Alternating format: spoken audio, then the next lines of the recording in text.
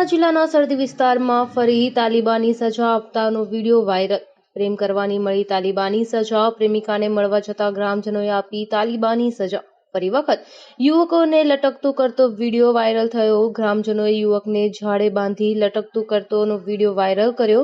થોડા મહિના પહેલા જ બે પ્રેમી યુવકો સામે બેસાડીને ટકલું કરતો વિડીયો થયો હતો વાયરલ। પોલીસને સરહદી વિસ્તારમાં ચેલેન્જ આપી કાયદો હાથમાં લેતા ચકચાર મચી છે। આ વિડીયો ક્યારનો છે તેના વિશે સત્યનિર્ભર ન્યૂઝ ચેનલ કોઈ પુષ્ટિ કરતું નથી। Bureau report, Satyanirbhar news channel.